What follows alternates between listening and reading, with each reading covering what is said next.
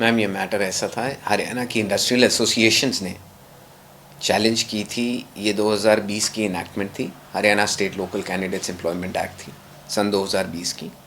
इसको कई industrial associations में, जिसमें कुछ इंडिविजुअल भी शामिल थे, चैलेंज किया था कि आरक्षण असंवैधानिक है। और इस दलील को आज कचहरी ने मान लिया है और कहा है कि ये हरियाणा सरकार के पास लेजिस्लेटिव कॉम्पिटेंसी नहीं थी ऐसी कोई लॉ या कानून बनाने के लिए, और पूरी एक्ट को क्वॉश कर दिया है। सर, क्योंकि ऑर्डर्स भी आ चुके हैं, तो क्या स्पेसिफिक ऐसे अगर हम बात करें कि साधारण जनता को जो चीज़ें समझ आ सके, सर वो थोड़ा सा इसके बारे में एक्सप्लेन बेस जो इसके अंदर ऐसा था जी, इसके अंदर हमारी तरफ से जो चैलेंज किया गया था वो ये किया गया था कि आप जो कह रहे हैं, क्योंकि इस एक्ट के अंदर हरियाणा सरकार ने कहा था कि हम माइग्रेशन बंद करने के लिए ये कानून पारित कर रहे हैं, क्योंकि माइग्रेशन से हरियाणा के ऊपर और उसके नागरिकों के ऊपर बहुत प्रेशर पड़ता है। इस चीज़ को लेकर ये एक्ट को चैलेंज किया गया था, कह के कि ये चीज़ हरियाणा सरकार, दैट इज़ स्टेट के पास लेजिस्लेटिव कोई ऐसी कॉम्पिटेंसी नहीं है जिसके ऊपर ये लेजिस्लेट कर सकें, और अगर ऐसा करेंगे तो इसका जो इम्पैक्ट है, जो इसका नतीजा हो सकता है, वो बहुत कुछ आ सकता है।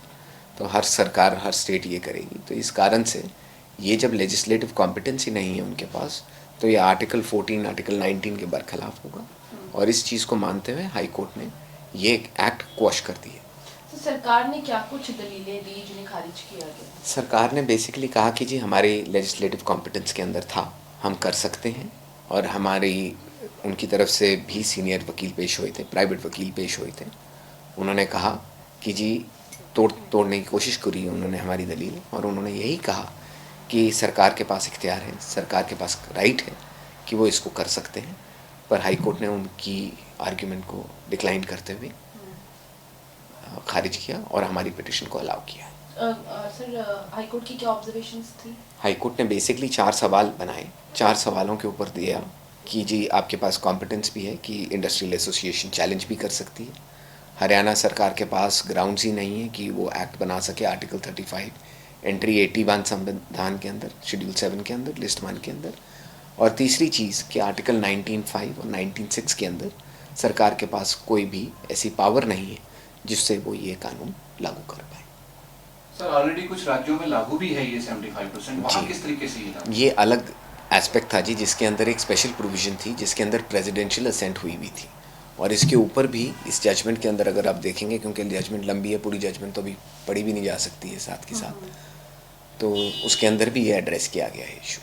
वो अलग था, बट ये एम्बिट था कि जी इसके अंदर उन्होंने जब कारण ही ये कहा कि हम माइग्रेशन को प्रिवेंट करके लेके जाने आते हैं, तो माइग्रेशन तो स्टेट सब्जेक्ट है ही नहीं, सो सरकार कर ही नहीं सकती थी।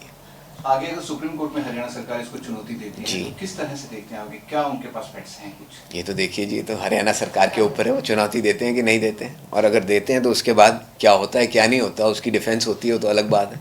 वो तो हरियाणा सरकार के ऊपर है, अब सरकार देखती है। इससे पहले भी सुप्रीम कोर्ट में मैटर गया था। हाँ जी, मैटर गया था, क्योंकि हमारी हाई कोर्ट ने एक इंटरिम ऑर्डर पास किया था, एक स्टे दी थी, जिसके खिलाफ सरकार सुप्रीम कोर्ट गई थी। सुप्रीम कोर्ट ने कहा था कि इसका फैसला जल्द से जल्द दिया जाए।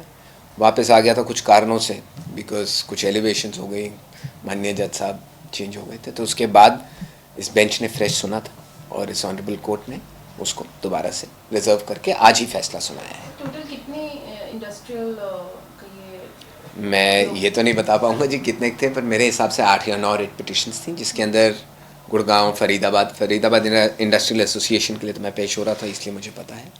परंतु बाकी जो भी थे अलग अलग तरफ से थे, अलग अलग पहलू से थे, बिकॉज ये सारी प्राइवेट एम्प्लॉयमेंट